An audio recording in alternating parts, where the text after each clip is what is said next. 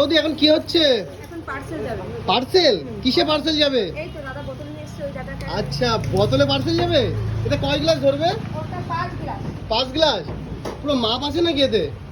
মাপ আছে মানে আগে পরে দাদা তো আমার রোজের কাস্টমার। ও আচ্ছা, 5 গ্লাস যাবে। মানে আগে একটা মাপ করা হয়েছে তাই তো? দেখাতে পাচ্ছি বন্ধুরা, এখানে কিন্তু আখ চলে যাচ্ছে শয়ে শয়ে। যে কটা লাগবে 5 গ্লাসের জন্য সেই একটা কিন্তু আখ দেওয়া হবে। দেখো, তাও আনুমানিক কয় টুকরো আখ দেওয়া হবে এতে? এই আখগুলো নিতে একটু রস কম আছে, একটু বেশি যাচ্ছে। ও 7-8টা আখ দিলে তারপরে আজকে 5 গ্লাস হবে। দেখো বন্ধুরা, এখানে কিন্তু আখ কিন্তু চলে যাচ্ছে মেশিনের ভিতরে। দেখো বোতলে এরকম, এই বোতলটার দাম কত থাকছে? এটা 50 টাকা। 50 টাকা যাচ্ছে 50 টাকা। আচ্ছা, দেখো পুরো মেশিনে তোমাদেরকে একবার ঘুরে দেখাই। পুরো কুলিং সিস্টেম কিন্তু মেশিন। এই যে প্রীতম জুস হাউস, আর দোকানে আসার অ্যাড্রেসটা আছে চাঁদপাড়া 2 নম্বর রেলওয়ে, তাই তো?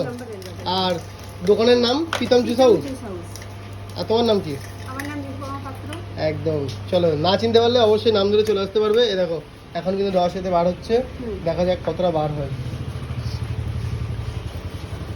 এখানে সুইচ আছে তাই তো? হ্যাঁ, এই সাইডে সুইচ আছে। দেখো ওখানে কিন্তু সুইচ আছে, ওই সুইচে কিন্তু চাপ দিয়ে তারপরে কিন্তু বার করা হচ্ছে।